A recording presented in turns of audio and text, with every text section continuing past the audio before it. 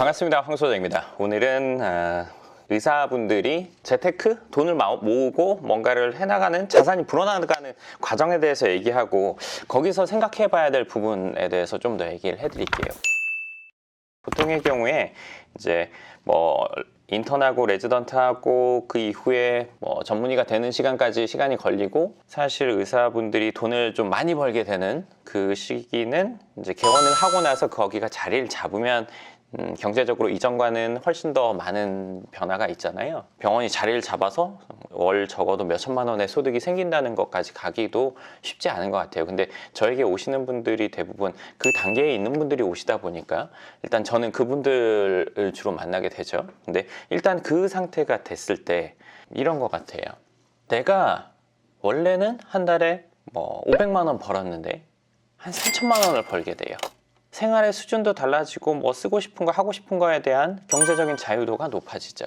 그 단계가 되면 어떤 상황이 되냐면, 이게 500만 원 벌다가 600만 원 벌다가 700만 원 벌다가 예를 들어서 그러다가 900만 원 벌다가 월 기준이요. 그러다가 이제 조금씩 높아진 거랑 500만 원 벌다가 좀 이러다가 갑자기 몇천 단위가 딱 됐을 때랑 차이라고 본다면, 점진적으로 늘어나면 생활비가 점진적으로 늘어나거든요. 예를 들어서 아이 학원을 하나 더 보낸다거나 조금 늘어날 때보다, 그러면 10년 전보다 버는 게, 내지는 5년 전보다 버는 게 훨씬 많은데 왜 남는 건 똑같지? 내지는 왜 남는 건 없지? 이런 상황이 되기도 해요. 기업에서 점점 올라가서 소득이 늘어난 분들 같은 경우에는 이런 상황이 아마 되실 거예요. 소득이 급격히 늘어난 경우에는 돈이 쌓이게 돼요. 돈이 쌓이게 되는데 당연한 얘기죠. 이 돈을 어떻게 할지 몰라요. 지금까지 그런 상황을 접해보지 않았기 때문에. 소비적으로 가는 분들도 물론 있어요. 예를 들어서 차를 많이 산다거나 아니면 사치품 쪽으로 간다거나 생활을 더 부유하게 한다거나 이런 쪽으로 가는 분들도 있어요. 근데 그렇지 않은 분들 같은 경우에는 통장에 돈이 쌓여요. 그 돈으로 뭘 해야 될지 모른단 말이에요. 때로는 누군가는 재원이 우선인 경우가 있고, 자기 집을 먼저 살려는 분도 있을 거예요. 그리고 결혼을 하면서 집이 생기는 경우도 있고 아주 다양할 거예요. 근데 일단은 집이 없는 경우에는 집을 살려고 하는 경우가 있고, 집값이 거품이라고 생각하고 안 사고 있는 경우도 있어요. 어찌됐건 집을 산 경우든 안 산 경우든 통장에 돈이 쌓이게 돼요. 적게는 몇 억 되는 분들도 있고 몇십억 이상 넘어가는 분들도 있고, 통장에 안 쌓이는 분 같은 경우에는 연금 보험이나 이런 보험 상품, 금융 상품을 많이 하면서 통장에는 없지만 어찌됐건 금융 상품이 많이 늘어나는 상황을 도래하게 돼요. 근데 자영업을 하는 분들이 누구나 자기 건물에서 자기가 그 사업을 하고 싶은 것처럼, 병원하는 분들도 내 건물에서 병원을 하고 싶어 하는 분들은 대부분 그러실 거예요. 근데 점점 돈이 쌓여가는데, 내가 보는 거는 보통 사람들이 생각하는 3, 40억, 4, 50억짜리 건물이 아니라 내가 있는 이 건물 150억 내지는 600억, 서울 강남 기준이나 서울 지역에 있는 번화한 곳의 기준이에요. 그 정도 건물이 눈에 들어와요. 내 통장에 돈이 있지만 그걸 사기까지는 자금적으로 맞지가 않죠. 그러니까 뭘 하고 싶긴 한데 내가 마음에 드는 건 할 수가 없고, 그렇다고 가만히 있자니 또 그렇고 애매모호한 상황이 되죠. 이게 보통 사람들도 이런 상황을 한 번씩은 겪어요. 뭐냐면 첫 집을 살 때 그래요. 돈을 어느 정도 모아서 집을 살 수는 있는데 내가 딱 원하는 집은 못 사는 거예요. 나는 이 집을 사서 여기서는 평생 살고 싶어요. 근데 이 집 살 돈은 안 되지만 이 집 살 돈은 돼요. 근데 이 집 살려고 돈을 계속 더 모아요. 이 집 살 돈을 모아지면 그 집이 집값이 올라서, 내지는 부동산이 가격이 올라서 또 못 사는 상황이 오죠. 돈이 많다고 해도 보통 사람이 봤을 때 많은 금액 1, 20억 내지는 2, 30억 그 정도의 금액으로 대형 빌딩을 사기가 어렵단 말이에요. 제대로 된 건물 사고 싶어, 내가 봤을 때 내 기준에서. 근데 그렇게 됐을 때는 계속 그 건물값 올라가는 걸 내가 따라하기가 쉽지가 않아요. 이전에 경험했던 것과는 다르죠. 의사인 경우에 소득이 많다고 쳤을 때 집을 살 때는 올해 안 사면 내년에 사도 돼요. 왜냐면 내가 버는 돈으로 집값 올라가는 걸 따라갈 수가 있거든요. 집값이 1년에 5억이 올랐어요. 억울하지만 내가 번 돈으로 그냥 사자. 안 내려가나 보다. 이렇게 하고 살 수 있었어요, 집은. 근데 건물은 그게 안 돼요. 살려고 보니까 내 눈에 들은 게 이전보다 30억 올랐네?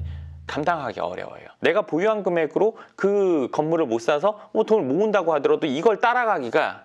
근데 이 시점에 어떤 걸 하게 되냐. 자금이 모이면 수익의 다각화 이런 것들을 원하는 분들이 많죠. 의료 자재나 뭐 의료 뭐 물품이나 이런 것들 만드는 회사에 투자하거나 아니면 뭐 치과에서는 뭐 이빨에 들어간 부자재 쪽에 투자를 하거나 그런 쪽에 투자를 하는 경우들이 많죠. 그리고 직접 현업에 있다 보니까 누구보다 좋은 제품을 만들기도 할 거예요. 근데 우리가 이렇잖아요. 제품이 괜찮으면 잘 돼갈 거라고 생각하잖아요. 그건 어떻게 보면 상식적으로 누구나 생각할 수 있는 부분인데 해보신 분들은 아시죠? 이거 진짜 해보신 분들 그게 다가 아니라는 거 아시잖아요. 정말 물건은 괜찮은데 팔수록 손해날 때도 있어요. 마케팅비가 더 들어요. 홍보비가 더 들고 물류비라는 게 들어가는구나. 병원 보통 예를 들어서 운영을 하면 재고 뭐 이런 것들에 대한 그거는 크게 없는데 그런 물류를 하다 보면은 제조를 하다 보면은 재고가 생기고 이거 배송을 해야 되고 이런 다양한 것들에 돈이 들어가는 걸 추후에 또 알게 되는 거죠. 내가 첫 발을 디디는데 내가 그 분야에 대해서 알고 있고 물건을 잘 만들 수 있고 뭐 예를 들어서 뭐 노하우 이런 것들이 있어서 그걸까지는 할 수 있는데 얘를 유통하거나 판매하는 거는 또 다른 얘기라는 거죠. 그쪽에 투자를 했다가 좀 안 되더라도 버는 돈이 있으니까 또 그 정도 돈은 시간이 지나면서 또 채워지기도 해요. 늘었다가 줄었다가 늘었다가 줄었다가를 계속 반복하게 되는 거죠. 뭘 할지 모르고. 그리고 예전에 내가 건물 사려고 봤던 거 있었는데 그거 지금쯤 얼마나 알아보니까 예전보다 훨씬 더 올라와 있어요. 그 가격엔 못 사겠는 거죠. 더군다나 현금이 그만큼 또 되지 않는 거예요. 난 뭔가 해서 대박이 터지면 예를 들어서 뭐 예전에 임플란트 회사가 뭐 대박이 나가지고 그거 주식 갖고 있던 분들이 대박 났던 것처럼 그런 정도라면 할 수 있는데 그런 일은 상당히 극히 드문 일이잖아요. 그러다 보니까 그 금액 오른 거를 내가 인정하고 살 만큼의 자금도 아직 부족하고 그냥 무리해서 사기도 부담되고 하니까 이 상태로 계속 유지되는 형태. 그 상황이 40대 후반, 50대 초반으로 가면서 이게 계속 맞나? 고민하는 상황이 오시는 분들이 많을 거예요. 병원이 잘 됨에도 불구하고. 집을 한 채 마련하고 나서는요. 분명히 내가 모인 자금, 예를 들어서 뭐 5억이나 10억 정도가 된다면 뭐 제가 부동산 쪽에 있으니까 무조건 부동산 해야 된다?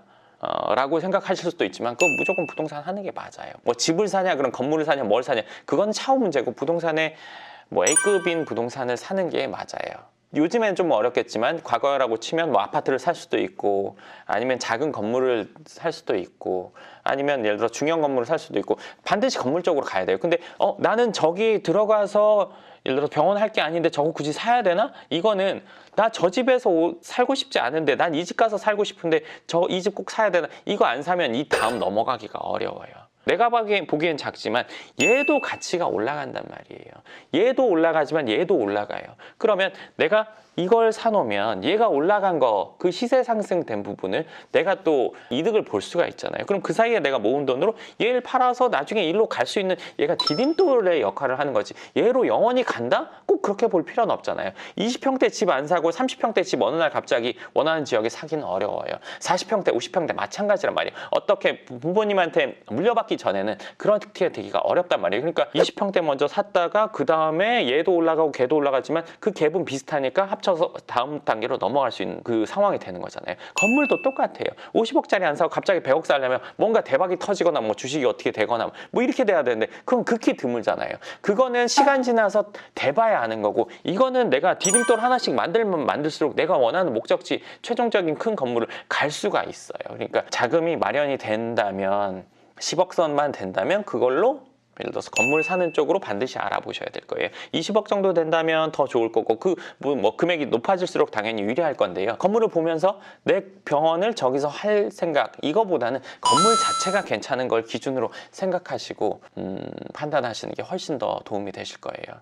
제가 이 얘기를 오늘 하게 된 거는 사실은 고소득이면서 재테크가 안 돼서 내 생활 유지 좀 윤택하게 하는 정도의 여유자금 좀 있는 정도로 노후를 맞는 분들이 많거든요. 그럼 그때 가서 무슨 손을 쓰려고 하면은 내 생활을 그대로 유지하기가 어려운 상황이 와요. 그렇기 때문에 결국에는 정년은 없죠. 뭐 예를 들어서 끝까지 길게 일을 해야 되는 상황이 오게 되는 거예요. 그러니까 내가 지금 여유자금이 어느 정도 있고 내지는 돈을 잘 벌고 있다면 이 상황에서 내가 작은 건물이라도 사놓고 그 건물로 인해서 디딤돌을 만들어서 큰 건물로 갈 수 있는 전진기지를 만든다고 생각하시고 그 기준에서 건물을 보시는 게 훨씬 더 도움이 되실 겁니다. 네, 그럼 이번 영상 여기까지 하고요. 궁금하신 부분 댓글 쓰시면 제가 다음 영상에서 답변과 함께 추가적인 내용 알려드리도록 하겠습니다. 감사합니다.